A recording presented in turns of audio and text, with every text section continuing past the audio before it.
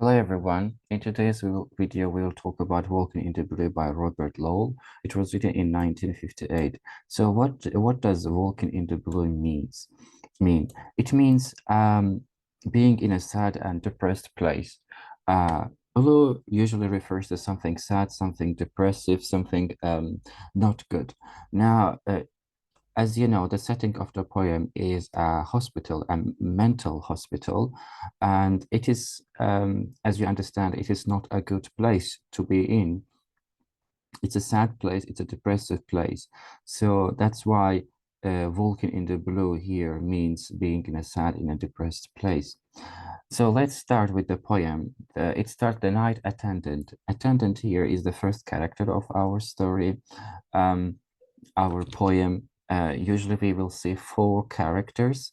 So we can understand that this is a student, this person is a student, and then he says, the night attendant at BU sophomore roses from the mare's nest of his drowsy head. Of his drowsy head, so this night attendant, it looks very messy. The hair is so messy. It doesn't look tidy. Because it's night, he is sleepy. He wants to sleep, of course, like everyone else. Propped on the meaning of meaning. So he focused on this night attendant is focusing on a book, The Meaning of Meaning. It's a book written by Charles K. Auden in 1923. As you can see, I have underlined some notes. Sorry, that's my cat. Um, then he says he catwalks down our corridor.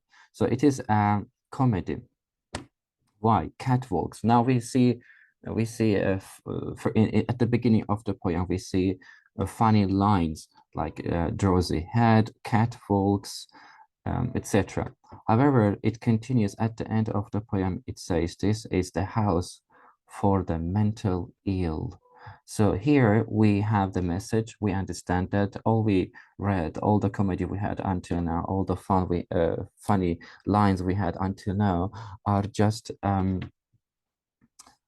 preparation for us to see the real face of the situation. So now we see dark comedy. So he's at the end we have dark comedy. He is making fun of the situation. It continues. He says, "What use is my sense of humor?" So what does it mean? It says that the sense of humor here refers to the catwalk up there, um, and the drowsy head. So he says that there is no use of my humor because there is no hope for all these people in this hospital. Uh, and then he continues, I grin at Stanley, now sunk in his 60s. So Stanley is our first patient. By the way, we up to now we already have two characters. The first character is the night attendant. The second character is the speaker who says our character. The third attendant is Stanley. Sorry for the note here first. So this is the first patient we see here now. I grin at Stanley, now sunk in his 60s. So Stanley is a patient. He is 60 years old, as you can see.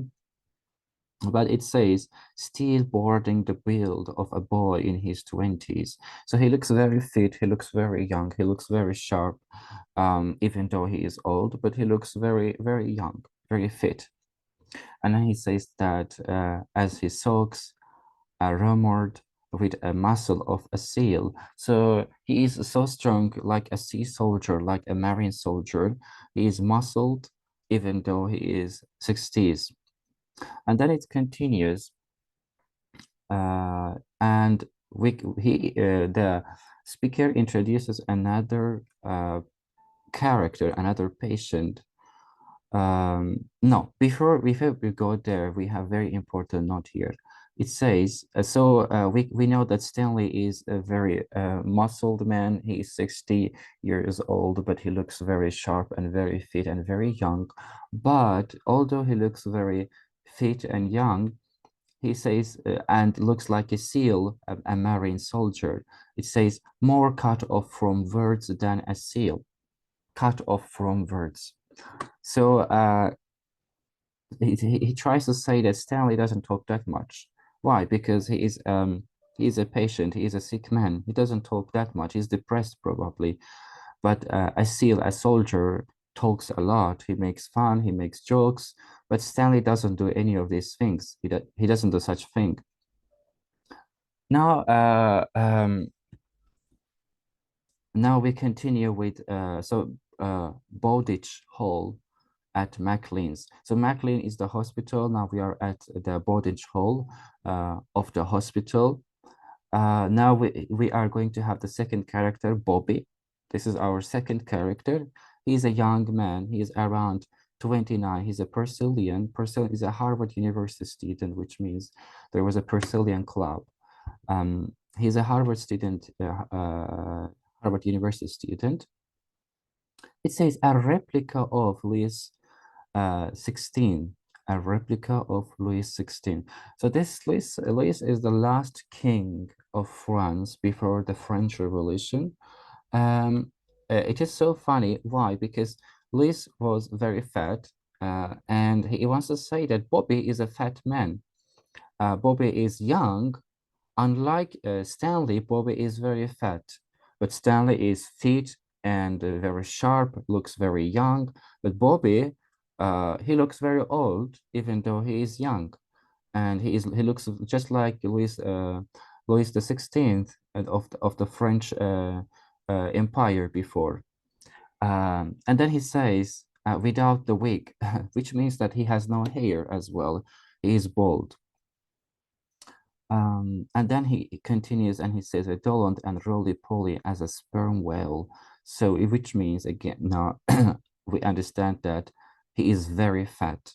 He is very overweight, let's say. And then he is trying to give a message, the speaker tries to give a message that he says that it does not matter how they look, how the patients look. For example, Stanley looks very young, even though he is old, and he looks very fit, while Bobby looks very fat, but he is very young. He says, doesn't matter how you look, how they look, because both of them are in a mental hospital. There is, even though they both look healthy, if they had looked healthy, it wouldn't really matter because they will be still in the hospital. Now it continues in between the limits of day, which means the whole day, and then later we have Roman Catholic attendance. So he is trying to say that he compares the hospital attendants, our first character, to the Catholic priests. Why? Because it is known that the Catholics are very strict in their religions, especially the priests. And he wants to say that these attendants are just like Roman Catholic attendants because they are very strict. They watch the patients 24/7, the whole day, the whole night. The patients are being watched all the time. Okay, now in the last stanza, we have very important messages, and we can also see the theme of the poem. He continues, I strut in my turtlenecked French sailor's jersey before the metal shaving mirrors and see the shaky future grow familiar before the metal shaving mirror, which means that the patients are in a line, they are waiting in a line to shave. And then he says, shaky future growth, which means that all these people in the line waiting to shave are people that are sick, mentally sick, and they have different age groups. The oldest we have is Stanley, who is 60 years old, and they are young people. So it doesn't matter how long you are, if you are mentally ill, you will always be mentally ill. And there is no way of escaping from this truth, from this hospital. So this is the future. The future grows and grows, but their mind still is the same. It doesn't change. They are depressed, they are mentally ill. At the end, He says, we are old timers. Each of us holds a locked razor.